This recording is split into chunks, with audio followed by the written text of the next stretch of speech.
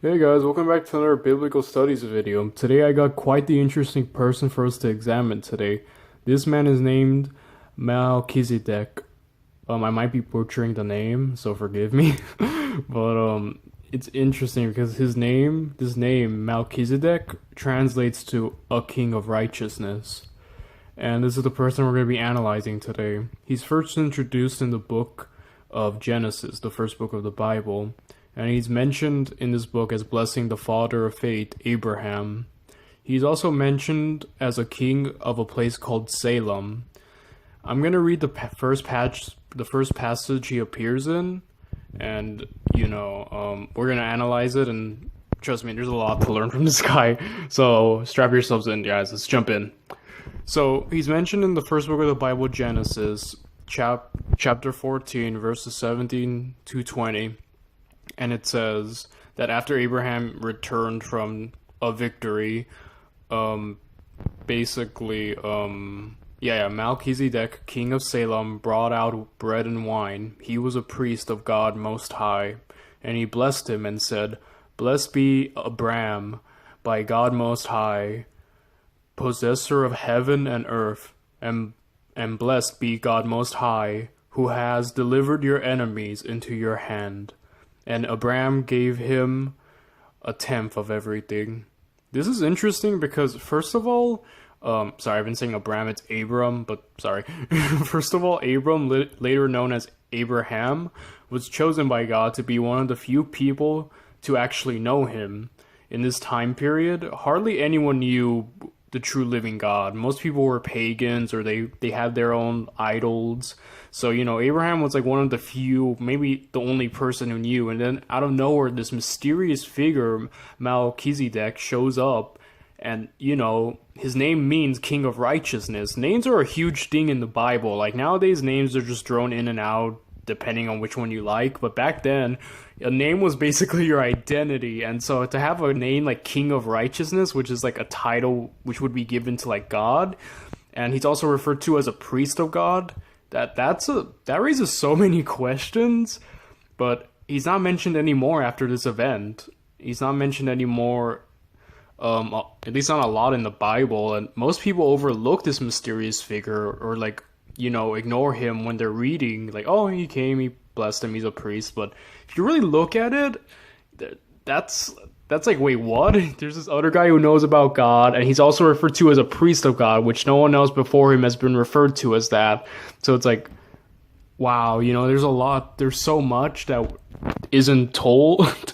And it raises so many questions. And like most other stuff in this series, biblical studies, we don't really ever get answers for it. And well, I'm going to try my best to give you the info so you can put it together in your own mind, or maybe I'll share my thoughts on what it is. But it's interesting. So let's move on. Let me show you the next time he's mentioned. He's only mentioned 3 times. I just read you the first one. Now I'm going to read you the second time he's mentioned. He's mentioned in the Bible, obviously. He's mentioned in the book of Psalms, in a psalm written by King David, which lived like hundreds, thousands of years after the time of Abraham. And this is what the passage says. Psalm 110, verses 1 through 7. A psalm of David. The Lord says to my Lord, "Sit at my right hand, until I make your enemies your footstool." The Lord sends forth from Zion your mighty scepter. Rule in the midst of your enemies. Your people will offer themselves freely on the day of your power. In holy garments, from the womb of the morning and dew of your youth will be yours.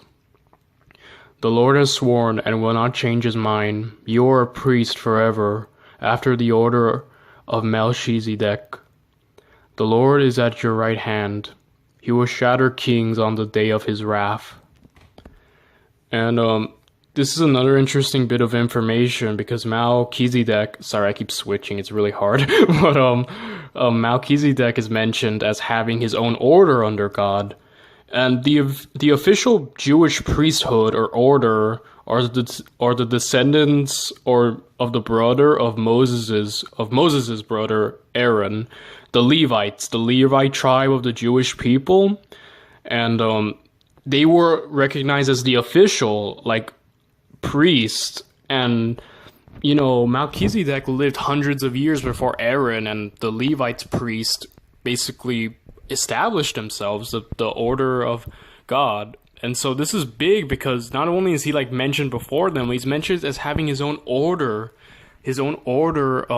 under God that is not only acknowledged but like recognized. And this is huge, because this is like mind-blowing, honestly. And Melchizedek is obviously not a Jew, but he's recognized as a priest before God, even more so than the Levites priests, the children of Aaron. So this is like, mind-blowing in all honesty. And this is super interesting and whatnot. And also the line, "You are a priest forever in the order of Melchizedek." Interestingly enough, Jesus in the book of Matthew, in the New Testament, says that line refers to him. So he's referred to as a priest in the order of Melchizedek. And so like that shows you how interesting this man is. And it's also infuriating because he's like mentioned once, blessing Abraham, and now he's mentioned here, and he's like, wait, what? This guy's actually more important than he first appeared to be. And it's just a trip, in all honesty. So let's move on to the final time he's mentioned, because that's where the meat of this video might be. This is where we're gonna learn the most about him. So now we're going to the final time he's mentioned. He's mentioned in the New Testament, the book of Hebrews, which is a book that talks about and praises men of faith and men of God. It even has its own hall of faith where most of the righteous people are talked about or mentioned. And in this book, Melchizedek is mentioned. And there is honestly a lot of info, so let's get into this. Hebrews chapter 7, verses 1 through 28. For Melchizedek, king of Salem, priest of the Most High God, met Abraham returning from the slaughter of the kings and blessed him. And to him Abraham appointed a 10th part of everything. He is first, by translation of his name, King of Righteousness. And then he is also King of Salem, that is, King of Peace. He is without father or mother or genealogy, having neither beginning of days nor end of day or end of life. But resembling the Son of God, he continues a priest forever. See how great this man was, whom Abraham gave a 10th of the spoils, and those descendants of Levi who receive the priestly office have a commandment in the law to take tithes from the people, that is, from their brothers, though these also are descended from Abraham. So, that's a lot to take in, but, it's interesting because Mel is mentioned to be greater than Abraham here, obviously receiving the 10th of Abraham. And, that's a lot because Abraham's like the father of the chosen people, the Jewish people, and he's also the father of faith. So this is like big. Also his name, he's also referred to as a king of peace. And it's interesting because, Jesus is referred to as the Prince of Peace. And, it's interesting. He's like of having no mother or father. He's without them, and he resembles a foreshadowing of the Son of God. He was like a foreshadowing of Jesus Christ. And, he continues a priest forever because his dynasty, it's not really a dynasty, but his priesthood is eternal because, the Jewish people, the Levites, I guess the official, priesthood, that has an end to it. And it was obviously corrupted, but Melchizedek is basically the eternal priest. His priesthood, his order is outside of the Jewish people. And Jesus is mentioned of being of this order because Jesus is obviously outside the Jewish people. He's a priest not just for the Jewish people, but he's a priest for all people. He represents a priesthood, an eternal one that has no end of life or beginning of days. He's basically the priesthood of God, because without corruption or falter or backsliding.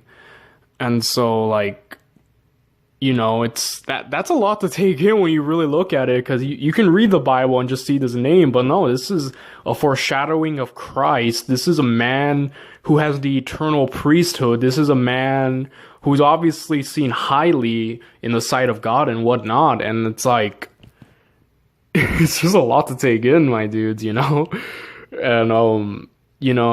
what he is exactly, I'm not sure he's God or that he's greater than Jesus, because Jesus is God, but he plays a large role, obviously, and he's obviously, I guess you can say, a foreshadowing of Christ, because the Old Testament had a lot of those, like, verses about people saying, oh, Christ is coming, or some people who like shared similarities with the upcoming Jesus. And so this man is definitely one of the first foreshadowings of what Christ would be, and his priesthood is an eternal one in which Christ worketh in, because it's a one that's for everyone. It's it's just a lot to take in. I'm sorry, this is actually a lot of new info that I just figured out right now when I'm making and recording this video, so I'm still processing most of it. And for a man mentioned so little, like, he really leaves a big mark when you really analyze him and what he was, or what he did, because it seems so trivial. He just blessed Abraham, but no, he did so much more. And so I don't know how you guys want to look at it, but that's basically all the info. I just refer to him as a foreshadowing and the eternal priesthood of God, the foreshadowing of Jesus, a foreshadowing of the Son of God that was to come.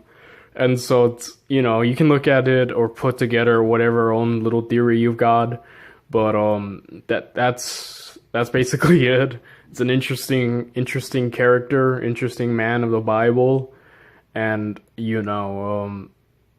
sadly, like most other things we analyze here in biblical studies, it's only mentioned like once or twice or three times in the Bible, but it leaves such big impacts. And so hope you guys enjoyed this video. Please, if you found the info informative, please like, comment, subscribe, help support the channel, help me grow, and thank you all so much. Goodbye.